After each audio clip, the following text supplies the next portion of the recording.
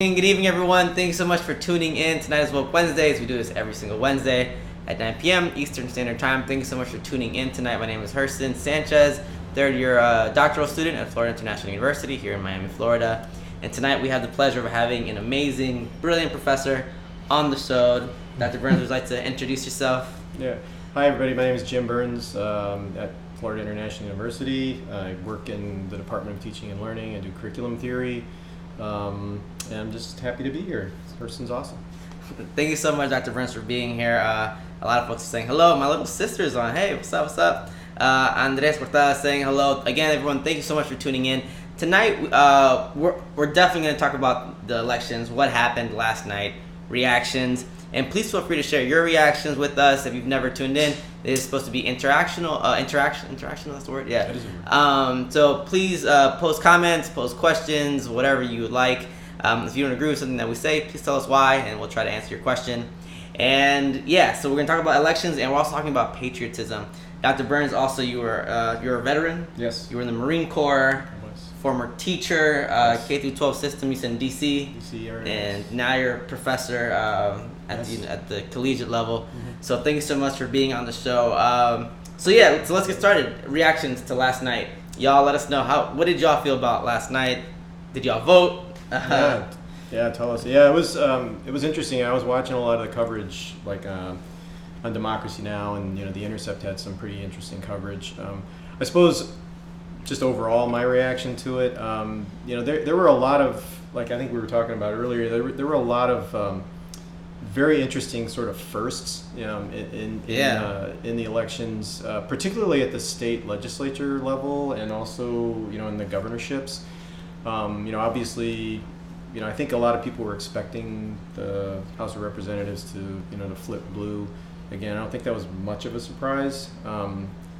But I think, I've become a lot more interested in what's happening at the state level, because a lot of the policy, especially, when we talk about education, a lot of the things that are really happening in policy are really happening at the state level, in terms of who the governor is, what the state legislature is doing, the kind of legislation and policy that's being passed. So a lot of firsts, openly gay governor in Colorado. Yeah, Colorado. A lot of women of color. Women of color. I think 100 women, right? Yeah. In the House now. Yeah, Muslim woman. A couple of Muslim women of color, and we I think there's some really great trends that are happening, in particular at the state level.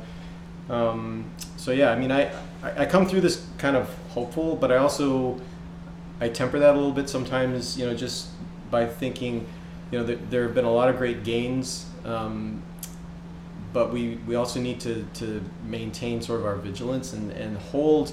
There are a lot of progressive candidates who are talking in a lot of progressive ways, but I think we also as citizens kind of need to make sure that we hold those candidates accountable for what they've been promising that they're going to try and do. And it's an uphill battle, for sure, but I'm pretty hopeful, particularly about this more progressive trend that's kind of challenging this sort of dominant white elite that's part of the Democratic Party. So Dr. Burns, we already have a question. It's a tough one. Okay. Did patriotism trump feminism in this election? Yeah. I'm always baffled at the white women who vote. Yes. At the white women vote. Yeah. Thoughts on that? Yeah, that's a great question. I think it's a great observation as well. It's interesting because I'm doing some work now on the way that this sort of sexual and gender sort of anxiety has always been part of this white supremacist trope. And so what do I mean by that? I think there's a very long history in the United States going back all the way to the beginning of the country, about the need for the protection of the white female body. That's a core component, I think, of white supremacy, and it's a very, it's a white heteropatriarchal type of a narrative that's deeply imbricated with the white supremacist tradition, or the white nationalism, that has always kind of defined this country. And there's a complex relationship between sort of white class privilege in terms of women, I mean, who benefit from what Ray Connell has called, the patriarchal dividend. And a lot of women of color feminists, people like Audre Lorde, have really called out the white feminist establishment for that as well. So I think there are a lot of women who kind of benefit from those structures. But I think it is a patriarchal structure, and I think it is a very oppressive structure in terms of women as a whole. I think women are, whenever people kind of accept a position in a sort of a hierarchy of dominance, I think that should kind of raise some alarm bells for us. I mean, there's also religious implications for this, particularly with the rise of this very hardcore evangelical religious right. That again, how do you kind of square that with the Trump administration, for example? I mean, you have these hardcore, Christian fundamentalists that have always been deeply associated with white supremacy. Again, using a figure who is really anything but a moral character. So there are a lot of contradictory sort of machinations, and I think fundamentally, it's a question of who's benefiting from this and whose narratives are being really kind of supported in terms of that. So Dr. Burns, for a long time, you spent much of your life you spent teaching. Yes. In the K through 12 system. Now you're at the collegiate level. And we were talking a little bit before the show about how a lot of folks have been voting kind of against their own, what was the word? Against their own self-interest. Against their own interests. How do we kind of think about that in relation to education? Mm-hmm. We were talking about how people just kind of believe anything. Facts don't really matter. So how do you kind of think about that? Yeah, I think there's a lot in there. Sort of at a macro level, I guess, on a national, and I think even on a global level, because I think when we look at what's happening in the United States, I think we have to also look at it in terms of what's going on globally. If you see, I think about what happened with Bolsonaro, in Brazil, what's happening in Eastern Europe, for example, with the sort of this resurgent, really fascist sort of authoritarianism in places like Poland, Hungary, even Germany with the rise of the AfD, what happened in Brexit, in India, even the Hindu nationalist movement with Narendra Modi, the Philippines. I think MBS, Mohammed, and Mohammed bin Salman, in Saudi Arabia. Yeah. So I think when I look at this in sort of a macro, or think about it in sort of a macro way, the idea that I think one of the common threads that runs through all of those situations, I guess, that we have going on right now is this generation of fear. And I think it's fear in terms of social upheaval that we even saw back in the United States during sort of the early 20th century, around the first progressive movements, in the 19 teens and the early 1920s. There was a fear of these social upheavals, and when I look at the country and a lot of the violence, not just the militarized violence, but also the institutional violence that's being perpetrated by many institutions, not just the state, but education, the carceral system, the way that people's lives are being and their opportunities to lead meaningful lives are being really compromised by this what Chris Hedges has called this corporate coup d'etat, in which society is just being hollowed out. And I think in those, if you think about people who are genuinely scared about their life opportunities, their futures, and then they become resentful about, well, I'm not going to have it as good as my previous generations had it. I think that sort of desperation feeds into this kind of fear-mongering that we see, against, most recently against immigrants, but against women, against any sort of other. I think what's happening with trans people and the way that trans people are being kind of written out of the national narrative in terms of civil rights. Those fears that are being stoked are really a fundamental element, I think, of fascism, which I think even the massacre last week at the synagogue. Yes, definitely. Right. Yeah. So another thing that we've kind of been talking about too is that we were talking yesterday, a couple of days ago, I think, but that blaming Trump for all this is just too easy. That's just kind of like an easy way out. Well, let's blame everything on Trump.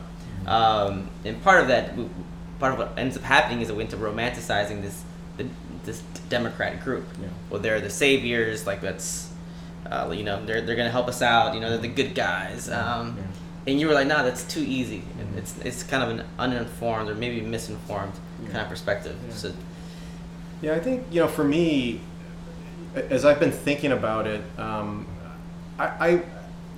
it is too easy. I mean, it's too easy to blame Trump, to make him sort of the, certainly he is the grotesque face of this kind of resurgent, and I would use the word very purposefully here, fascism in the United States. And white supremacy, by the way, I would argue is a fascist ideology.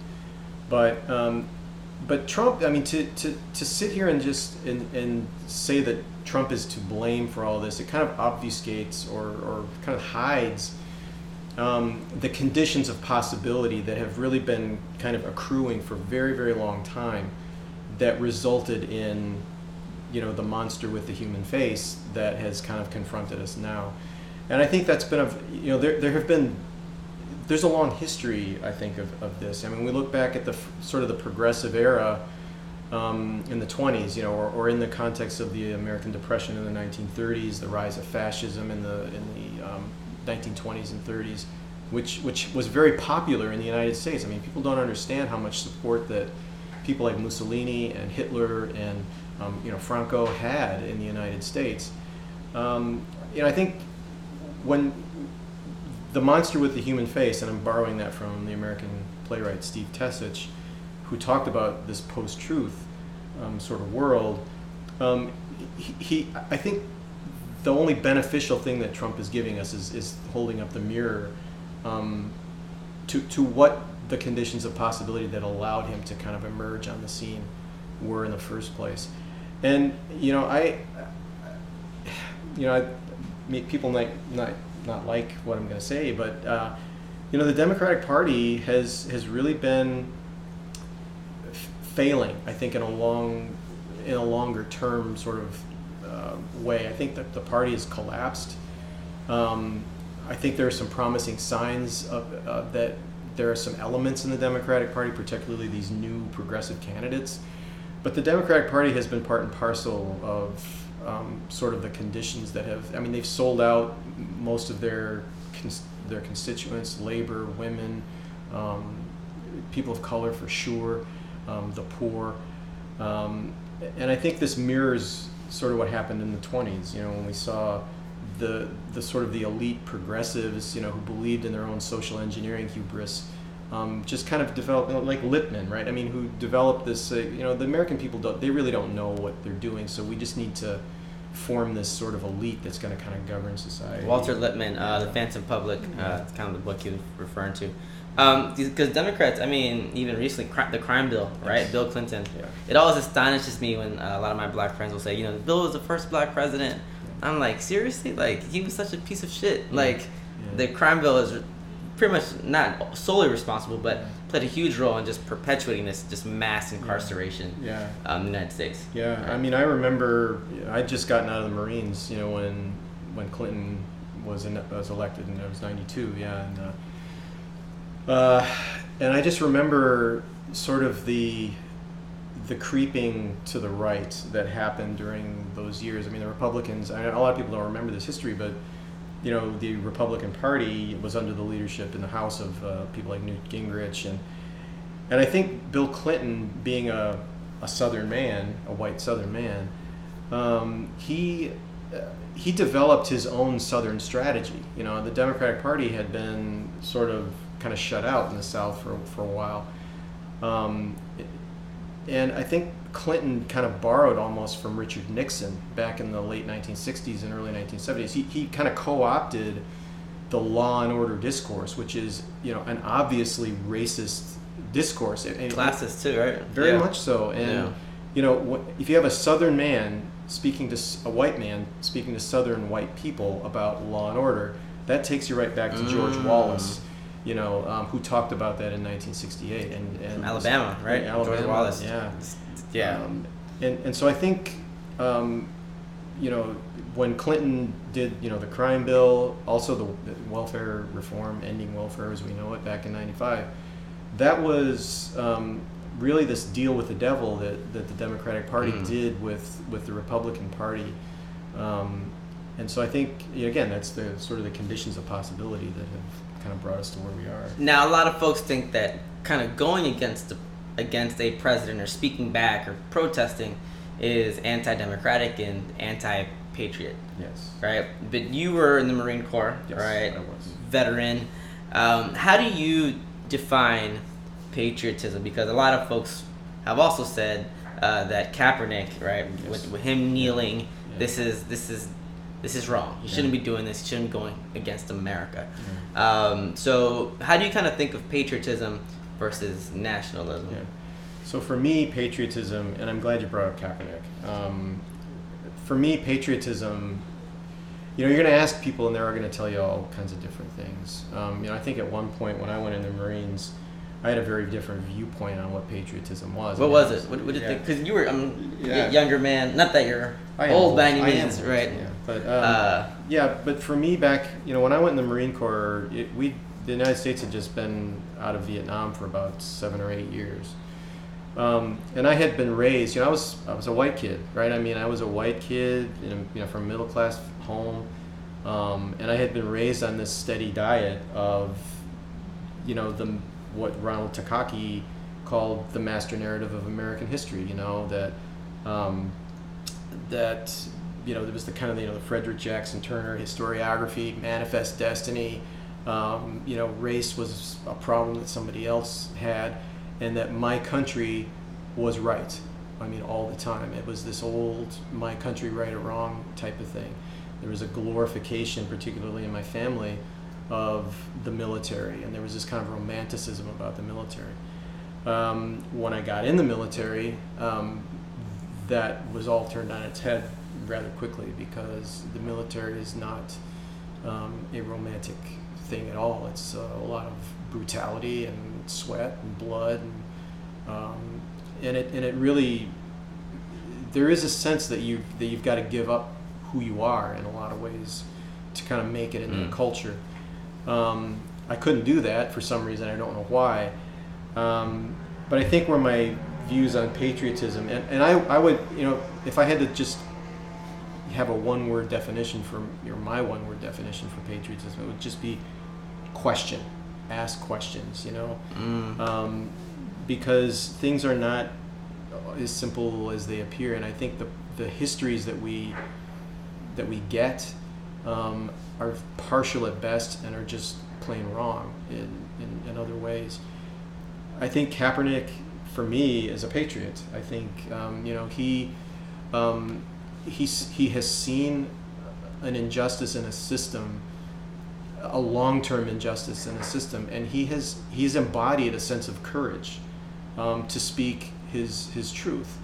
I think speaking truth is sort of the line that kind of runs through what I would consider patriotic figures. People like Kaepernick.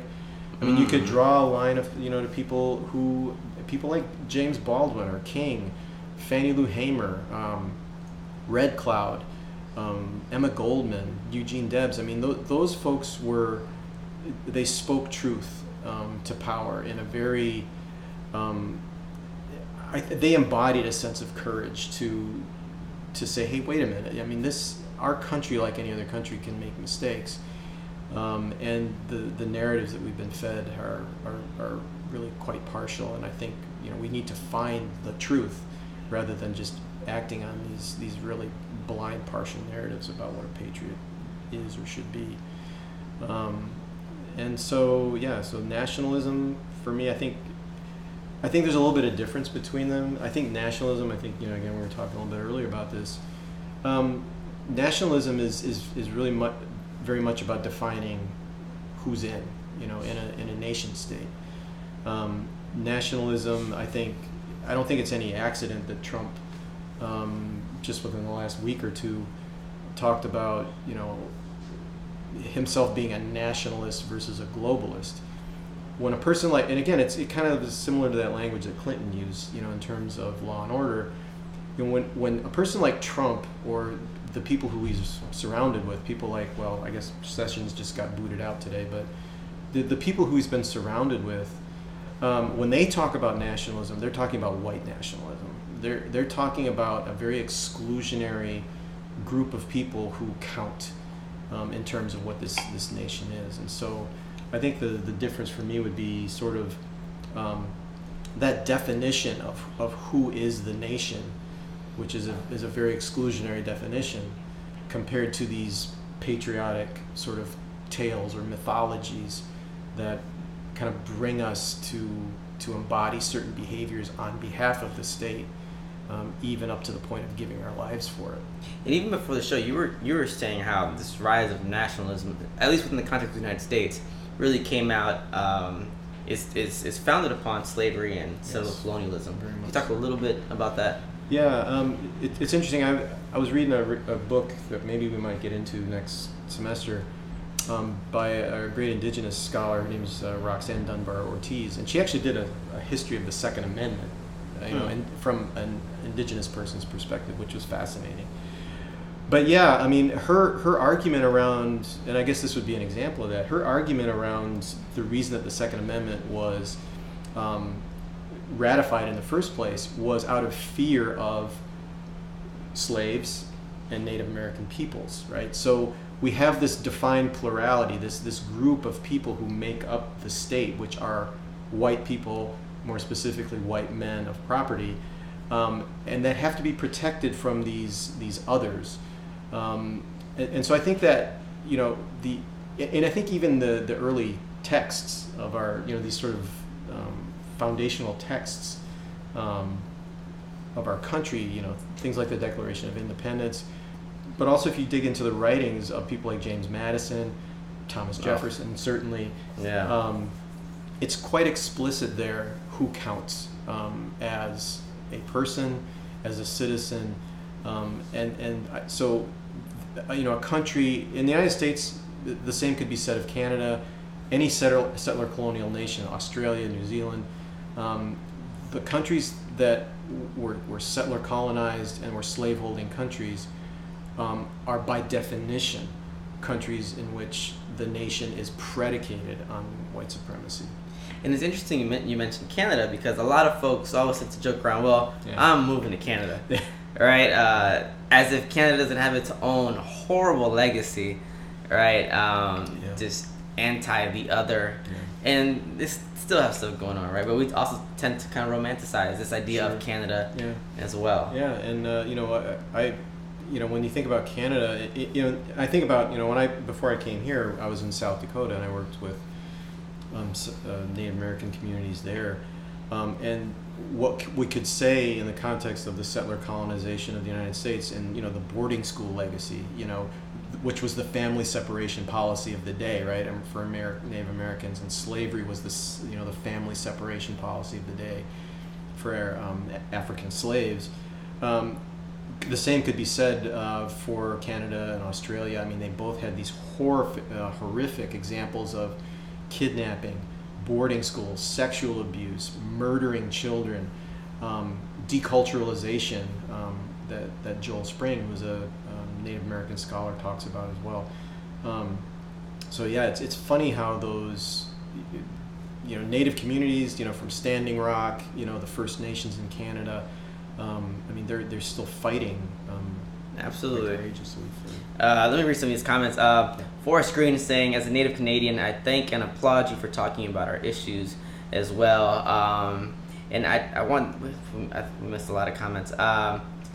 Mario saying, speaking against an incumbent is the complete opposite of being unpatriotic, in my opinion. And Stellar is saying the great American values.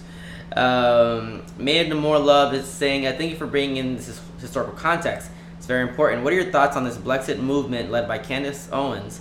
They're using these critiques of the Democrat Party to motivate young black folks to join the Republican Party. Yeah. Okay, so my take on the Republican Party right now is that it's not even a political party anymore.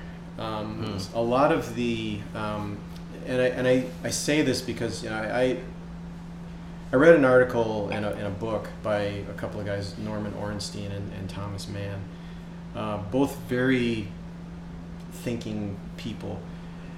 And what we've seen happen, I think, to the Republican Party, they refer to the Republican Party as a radical insurgency now. They don't even regard the Republican Party as what they would consider to be a legitimate parliamentary party.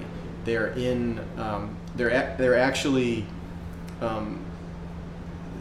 they don't even want to deal with a loyal opposition party.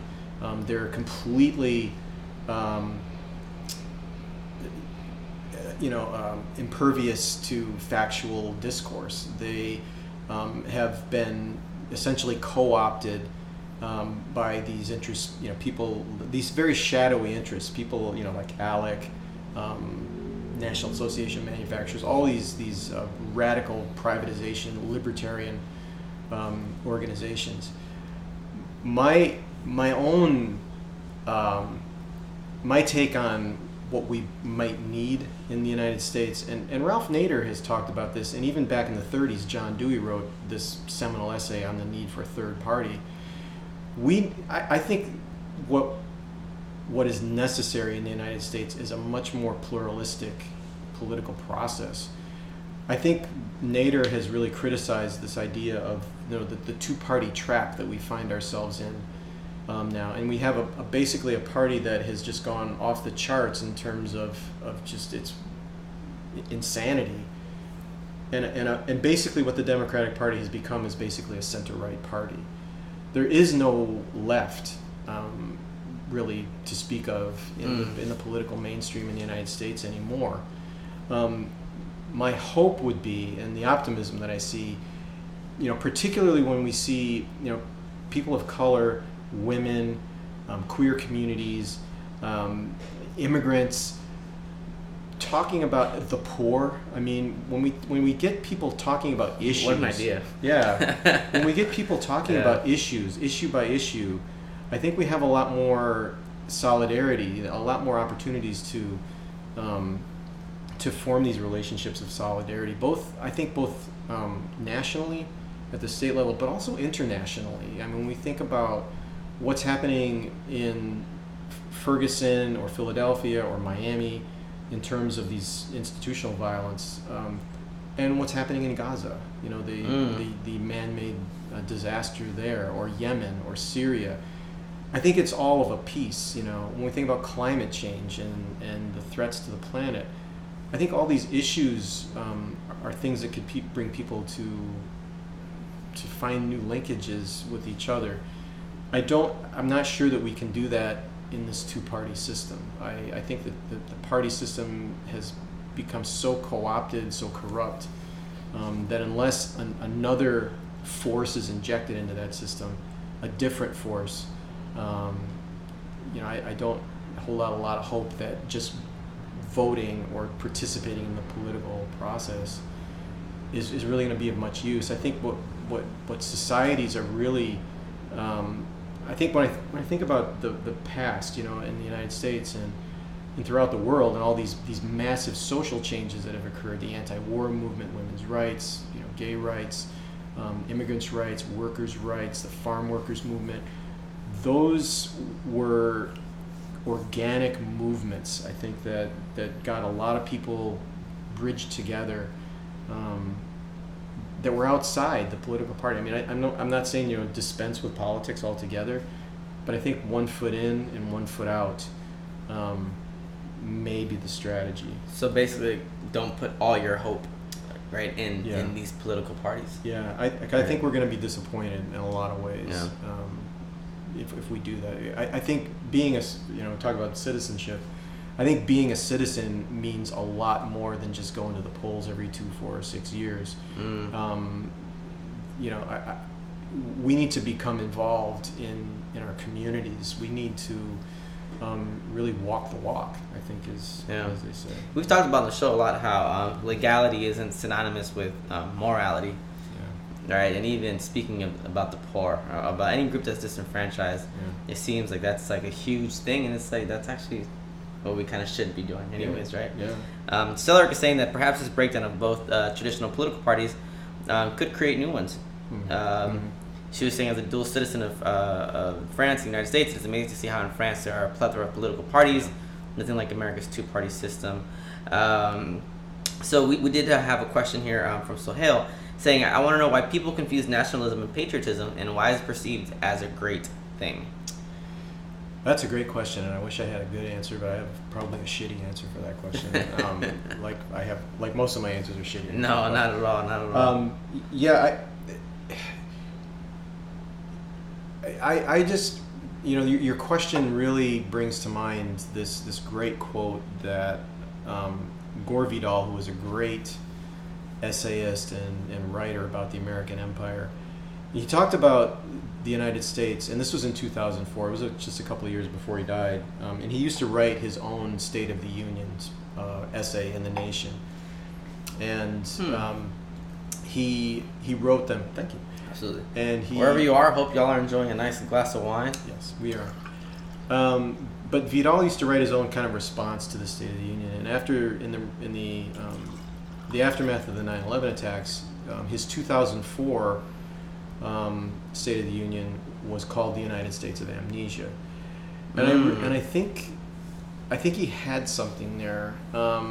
When I think about the historical amnesia that's been very carefully cultivated, not just recently, not just in the aftermath of 9/11, but when we think about the Cold War, when we think about World War II, World War I, Reconstruction, the backlash against Reconstruction, power, I think, has always relied on this on a co-optation of language. So to think critically about, well, what does nationalism mean, or what does patriotism mean, and why are they always considered to be virtues? At the same time, we have children being required to stand up in schools every day and say the Pledge of Allegiance. So what is that? I mean, why don't we talk about the Pledge of Allegiance being changed in the 1950s into McCarthyism, and talking about under God, right? Why don't we talk about that use of language? That's when that happened? Yeah. Oh wow. Yeah. So because of the godless commies, right? I mean, that was the commies were supposedly atheists and all that stuff. So there's a lot of the ways that language has been used and abused, and the way that history has been sort of just constructed as free association, and really bastardized in a lot of ways. This monumentalist history, for example, of Make America Great Again. I think both sides have their own sort of version of that. For Trump, it's Make America White Again, but for the Democrats, I was listening to, if anybody's seen the show, The Newsroom, where this Will McAvoy, this guy, he gives this speech at the very beginning of the show, and he's supposedly this progressive person, but he talks about what we didn't used to do, right? We didn't used to do these things, and that's sort of the left's version of Make America Great Again. We have to go back to the things that we didn't used to do, even though we did them and we're still doing them. So it's interesting, because I'm also thinking about how people will say, well, the Republican Party or the Democrat Party has now become this, this like insidious thing, when in fact, like, both of these parties historically have been quite atrocious, right? Just so much blood on their hands, and we're talking a little bit about before the show about how this thing with the caravan and Trump sending all these troops here, this is no accident, very much a political ploy, but part of making sure our borders are secure is to other someone else, right? And once you do that, you can dehumanize them. Yeah. Something I learned from your class. Yeah. Yeah. Yeah. And you're right about sort of the evolution of these parties. And I have very much a love-hate relationship with the founders of this country. But I think one of the things in the Federalists Papers that they talked about was the potential danger for these what they call factions, and by factions they meant political parties. And at the same time, they contradicted themselves by creating an electoral system that really supported only a two-party system. This like single-member districts with plurality elections. And the commenter, I don't remember his name from France, the dual citizen from France. Yeah, that's really the beauty of a parliamentary system, that it as opposed to the system that we have, which was again a response to our revolution and trying to break away from Europe. But the beauty, I guess, of a parliamentary system, and they're not perfect either. You look at a country like Italy, where you have a new government every. And didn't France just elect somebody like really? Macron, I think. Yeah. He was a banker, investment banker or something. I don't know, but that's kind of the thing about having a parliamentary system, is that we could have more of a pluralistic system that could accommodate more parties. And having the two parties has really been a problem, because for a third party to get on the ballot, and there are no national elections, right? I mean, all the elections are run by the states, and so the states, that have these party apparatuses, they have no incentive to let third parties on the ballot. They make it so difficult for a third party to even get on the ballot in any election. So it's really a power play in a lot of ways, I think. So I'm trying to think through everything that we kind of covered a lot. Yes, and I was wondering if maybe we could talk a little bit more about this fear that is really instilled in Trump's rhetoric, right? I was watching a clip earlier today where a woman asked him about, Trump, you refer to yourself as a nationalist.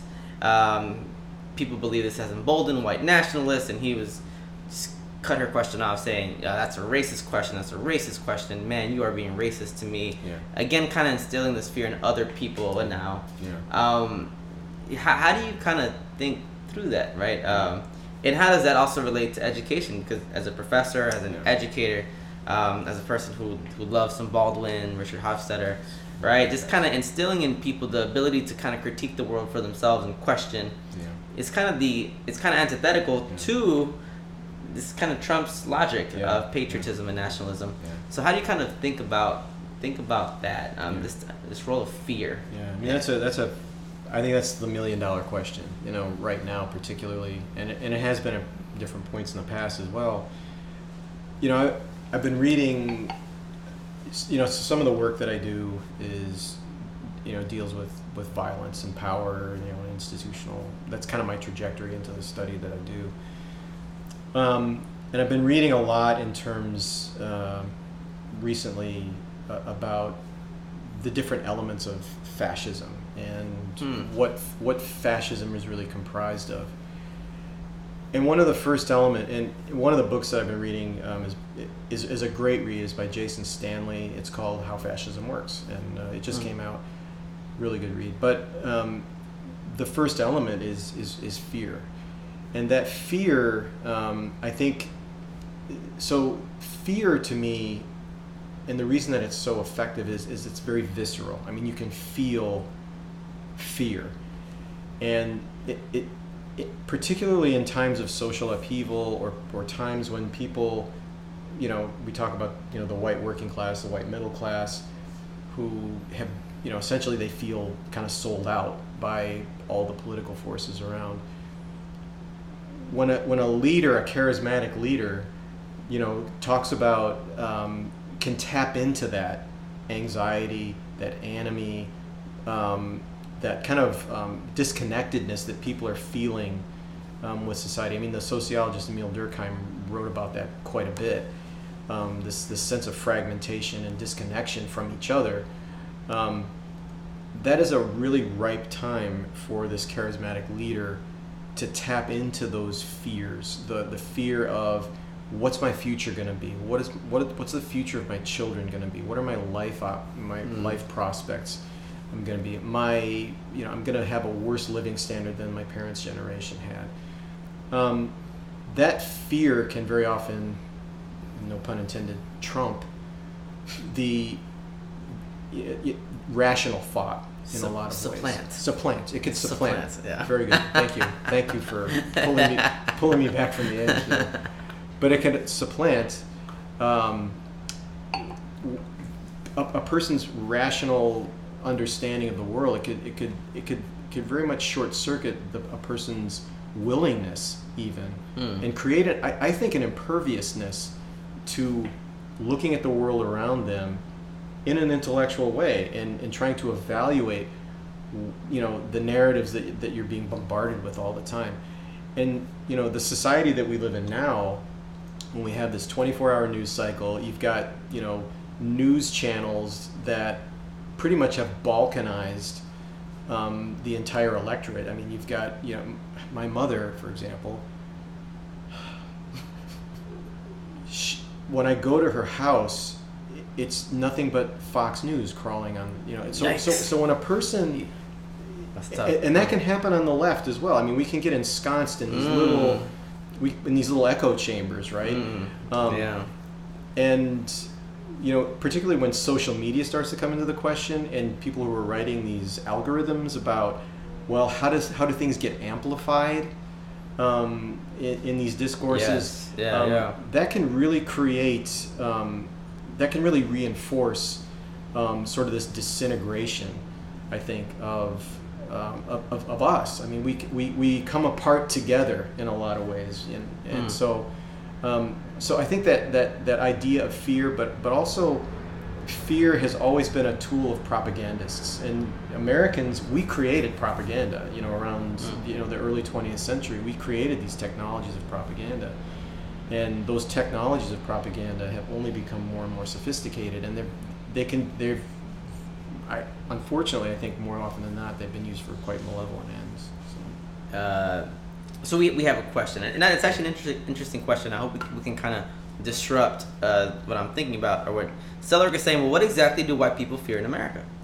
And I think oftentimes when we talk about maybe racial groups, we treat them as a monolith, as this homogeneous group, like everyone is the same. But in actuality, right, there are a lot of intersections. Sure. Right. Like poor whites. This is like a real group that I think is oftentimes just dismissed from the narrative. I'm from North Carolina, and I'm from a small town, and we see a lot of poor whites. Dave Chappelle had a great joke in his recent special about poor whites. Y'all, please go check it out. I don't want to butcher his joke.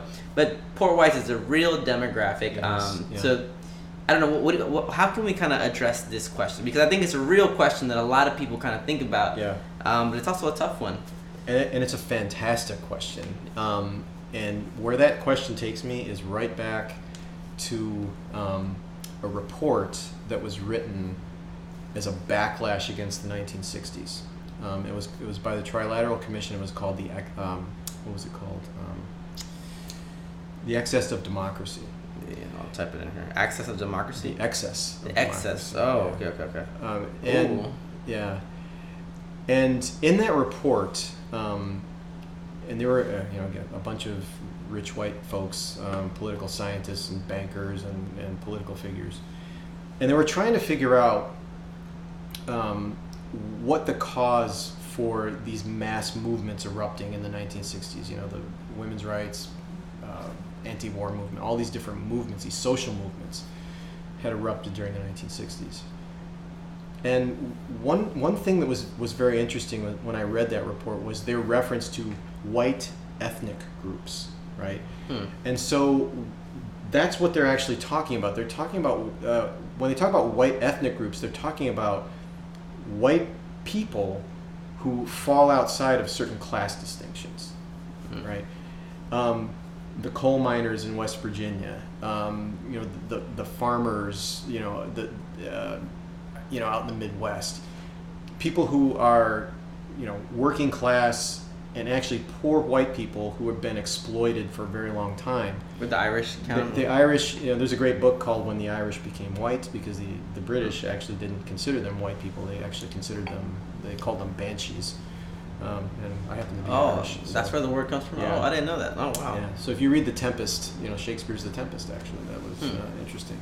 And Ronald Takaki in A Different Mirror talks about that, but I digress. But yeah, so whiteness and I think Tim Wise talks about this quite a bit. He talks about, from the very beginning of the country, this idea of whiteness was kind of produced in order to create these, to fragment poor whites. And remember, many poor whites came over to the United States as indentured servants, for example. The Irish were actually considered more expendable than African American slaves at one point. Eric Williams writes about this in Capitalism and Slavery, first Prime Minister of Trinidad. Yeah. And so this idea, I think, of whiteness was produced as sort of this governmental tactic in order to create this kind of cleavage between people based on this really artificial kind of biological distinction that was, again, created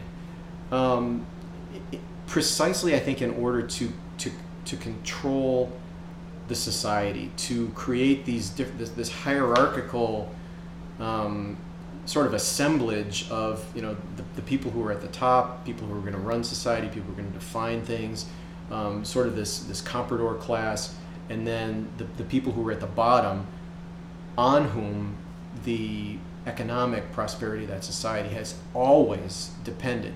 This capitalism, and I think this is where we get into that intersection with capitalism.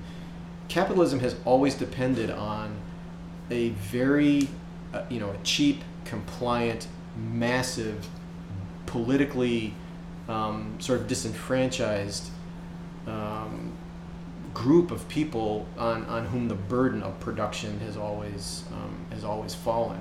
And so I think that when we think about whiteness and about what white people are afraid of, I think it's these manufactured fears of otherness in many ways.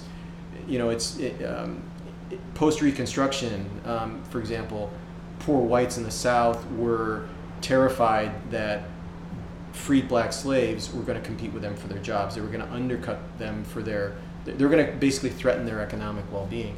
We see that same rhetoric today. Yeah. In just immigrant rhetoric. Yeah. The same thing. Yeah. So. So Cedric is asking, is this sort of like a caste system? Is that kind of where you're? I think it could be similar, really. When I think about caste systems, in the case of a country like India, there are caste systems. When I lived in Japan for almost 6 years, and there are actually castes in Japan. There was this class of people called the Burakumin, or the Eta, who were called the untouchables, and who had done sort of this work in society that was always sort of considered unclean. They were like the people who tanned leather and things like that. But those class distinctions or caste distinctions, they still are seen in society today. And I think the idea of a caste is kind of an interesting way to put it, because people talk about how much we've progressed in society, but the residue of settler colonialism and slavery, it's still here in the carceral state. When I think about the 13th Amendment, right, which the Reconstruction Amendments, that essentially set the stage for the prison industrial complex, right? For removing people's political rights, which have been thankfully restored in Florida, which is amazing. But the ability to incarcerate large numbers of people and then essentially enslave them and require them to actually work for little or nothing. Yeah. And it's interesting. Imagine, I don't know if you can believe this. We have about 10 minutes left. Okay. Running out of time. And it's interesting talking about all this stuff. Edward Said had a phenomenal book called Orientalism, probably the one he's best known for, but Culture and Imperialism. Yes. Where he talks about how this kind of nationalism was created through through a culture. Yes. And how this culture is developed through, he looked at novels, and I just kind of thinking about it. And today, you mentioned the 13th, the documentary is amazing too. Amazing, yeah. And how this narrative, the way narratives kind of play a role in creating cultures and kind of end up perpetuating a type of nationalism in our countries. And we see that all the time. Absolutely. I think the NFL, right? Yeah. The national anthem playing and people having to stand. That's a new thing. Yeah, and you know, when I was watching the games on Sunday, you know, because we have Veterans Day, which let's please take that back and call it Armistice Day again, please. We can do that. But the games on Sunday, I mean, you had, you know, people, the coaches on the sidelines, they were dressed in, you know, green with the patches on it, American flags.